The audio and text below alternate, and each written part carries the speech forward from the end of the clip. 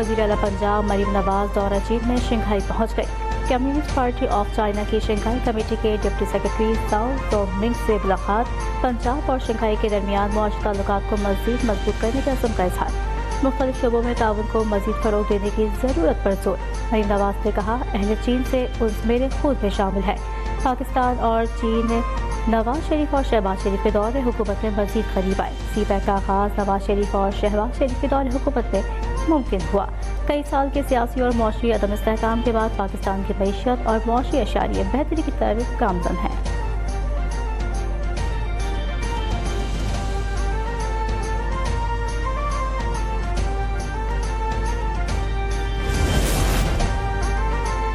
آئینی بینچ نے انتخابات میں دھاندلی کے خلاف بانی کی درخواست پر سوال موسم سرما کی تعطیلات کے بعد تک ملتوی کر دی۔ جسٹس امین الدین خان کی سربراہی میں 7 رکنی آئینی بینچ نے کیس کی سماعت کی۔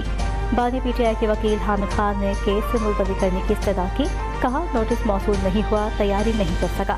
جسٹس جمال مندخیل نے کہا، آپ کو نوٹس بھیجا ہوا ہے، اپنے ARO سے رابطے میں رہا کریں۔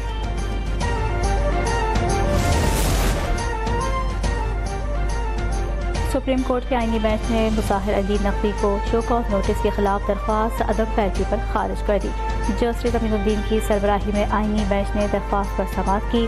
مظاہر نقوی کے وکیل نے کہا، مظاہر علی اکبر نقوی سے رابطہ نہیں ہو سکا، عدالت موقع سے ہدایت لینے کے لیے مہلت دی۔ جسٹس محمد علی مظہر نے ریمارکس دیے کہ کیس میں نئی چیز کرنی ہے تو آپ کر سکتے ہیں، شو کاز نوٹس کے خلاف کونسل کا تو فیصلہ آ چکا ہے۔ لیفٹیننٹ جنرل ریٹائرڈ فیض حمید کے خلاف کورٹ مارشل کارروائی، باضابطہ چارج شیٹ کر دیا گیا۔ ISPR کے مطابق آئینی ایکٹ کی متعلقہ دفعات کے تحت فیلڈ جنرل کورٹ مارشل کی کارروائی شروع کی جائے گی۔ چارجز میں سیاسی سرگرمیوں میں ملوث ہونا، آفیشل سیکرٹ ایکٹ کی خلاف ورزی، ریاست کے تحفظ اور مفاد کو نقصان پہنچانا، اختیارات اور سرکاری وسائل کا غلط استعمال اور افراد کو ناجائز نقصان پہنچانا شامل ہیں۔ فیض حمید کو 12 اگست کو فوجی تحویل میں لیا تھا۔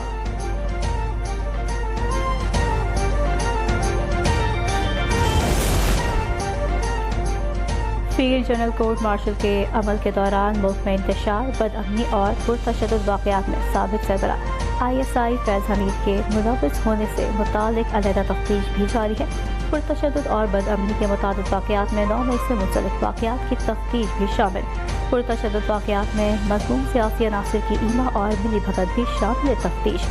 ISPR کے مطابق field general court marshal K عمل کے دوران فیض حمید کو قانون کے مطابق تمام قانونی حقوق فراہم کیے جا رہے ہیں۔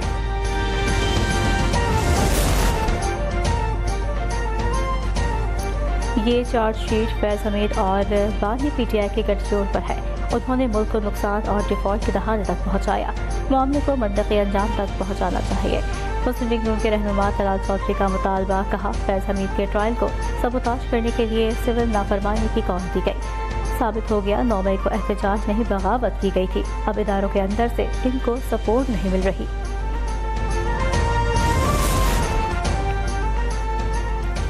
فیض حمید پر چارج شیٹ سے ثابت ہوا کہ اب کوئی قانون سے نہیں بچ سکتا۔ فیض حمید کو سزا ہوگی، بانی PTI، بشرا بی بی اور حواریوں تک شکنجا جائے گا۔ سربراہ تحریک انصاف کو فوجی تحویل میں لیا گیا تو حیران کن نہیں ہوگا۔ سینیٹر فیصل پاوڈر کا رد عمل، کہا 75 سال بعد ملک میں طاقتور کا احتساب ایسے ہو رہا ہے جیسے عام آدمی کا ہوتا ہے۔ سول نافرمانی کا اعلان بھی مس فائر ہو گیا۔ جنہوں نے اسلام آباد پر جو چڑھائی کرنے کی ایک انتہائی ناپاک کوشش کی، اس میں جو انہوں نے توڑ پھوڑ کی، جنہوں نے پاکستان کے خلاف جو سازش کی گئی، اس میں جو ملوث ہیں ثبوت کے ساتھ، ان کو کسی صورت بھی نہیں چھوڑا جائے گا۔ سول نافرمانی کی کال ملک دشمنی ہے، اسلام آباد پر چڑھائی کرنے والوں کو نہیں چھوڑیں گے، وزیر اعظم شہباز شریف کا اعلان۔ وفاقی کابینہ اجلاس کے خطاب میں کہا، اسلام آباد پر چڑھائی کر کے ملک کے خلاف سازش کی گئی، حکومت کو ہدایت دی گئی ہے کہ اس سازش کے ذمہ داروں کو ثبوتوں کے ساتھ یا فرق کردار تک پہنچایا جائے، کسی بے قصور کو ہاتھ نہ لگایا جائے۔ وزیر اعظم نے واضح کیا کہ شام سے پاکستانیوں کی محفوظ واپسی اقدامات کیے جا رہے ہیں۔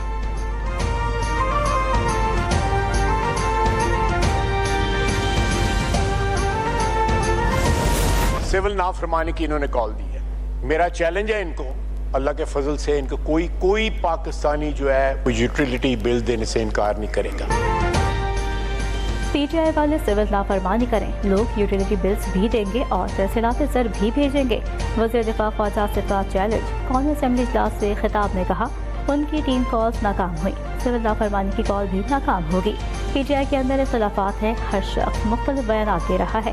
پی ٹی آئی نے 12 کارکنوں کی ہلاکت کا جھوٹا بیان دیا، کسی ایک کا شناختی کارڈ نہیں دے سکے۔ وزیر اعلیٰ گنڈا پور کے کارڈ نے بھی اپنے کارکنوں پر گولی چلائی، یہ سب ڈی چوک سے بھاگ گئے۔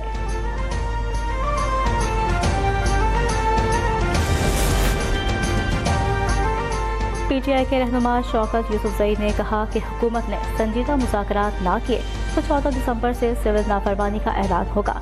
پی ٹی آئی نے احتجاج اور مذاکرات کے لیے حکومت حکمت عملی واضح کر لی ہے، نتیجہ خیز مذاکرات تک احتجاج کا سلسلہ جاری رہے گا۔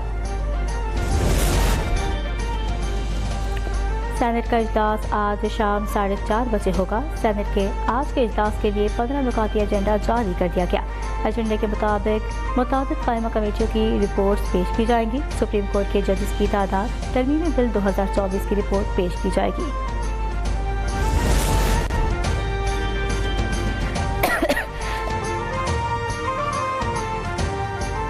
میں پھنسے پاکستانیوں کے انخلاء کے لیے اقدامات۔ ترجمان دفتر خارجہ کے مطابق 350 سے زائد پاکستانی باحفاظت لبنان سرحد پہنچ گئے۔ وزیر اعظم کی ہدایت پر خصوصی پرواز 48 گھنٹوں میں بیرون ایئرپورٹ سے پاکستان کو وطن واپس پہنچائے گی۔ پاکستان اسٹاک ایکسچینج میں کاروباری ہفتے کے تیسرے روز بھی تیزی جاری۔ مارکیٹ میں 2000 سے زائد پوائنٹ کے اضافے سے 1,10,000 کی حد بحال ہو گئی۔ مارکیٹ 1,10,900 پر ٹریڈ کرنے لگی۔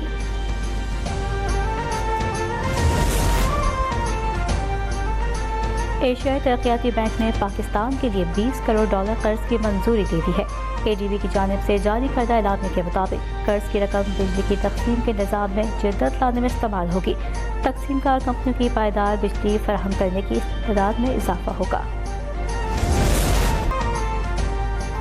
پاک چین مشترکہ جنگی مشقیں واریر 8 اختتام کو پہنچ گئیں۔ واریر 8 مشقیں 19 نومبر سے 11 دسمبر تک جاری رہیں۔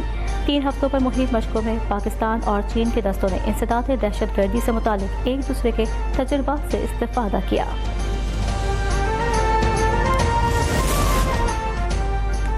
سوشل میڈیا پر ہرزہ زرائی کرنے والوں کے خلاف سخت اقدامات کا فیصلہ۔ F I A cyber crime wing کو کارروائی کا اختیار مل گیا۔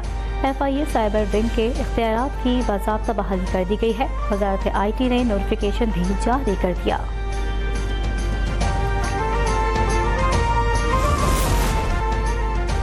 پاکستان پہاڑوں کی حفاظت کے لیے کئی دہائیوں سے کام کر رہا ہے۔ ماحولیاتی سیاحت کے فروغ اور پائیدار ترقی کے اہداف پر توجہ مرکوز ہے۔ پہاڑوں کے عالمی دن پر وزیر اعظم شہباز شریف کا پیغام، کہا اللہ تعالیٰ نے پاکستان کو برف پوش اور سرسبز اونچی چوٹیوں سے نوازا ہے۔ پاکستان دنیا کی 16 بلند ترین پہاڑی چوٹیوں میں سے 8 چوٹیوں کا مسکن ہے۔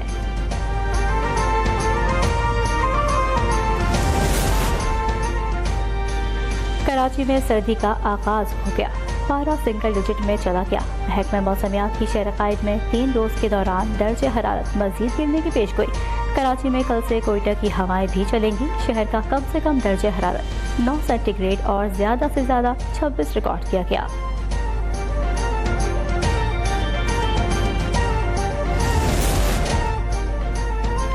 موسم سرما شروع ہوتے ہی سندھ میں دنیا کے سرد علاقوں سے لاکھوں کی تعداد میں مہمان نایاب آبی پرندوں کی آمد کا سلسلہ شروع ہو جاتا ہے۔ ٹھٹا کی جھیلوں کو یہ پرندے اپنا مسکن بنا لیتے ہیں، جس سے جھیلوں کا حسن دوبالا ہو جاتا ہے۔ پرانی ماڈلز کی نایاب اور چمچماتی گاڑیوں کا منفرد قافلہ شرکا لاہور کے بعد اسلام آباد پہنچ گئے۔ کراس کنٹری کار ریلی کی آخری منزل پشاور ہے۔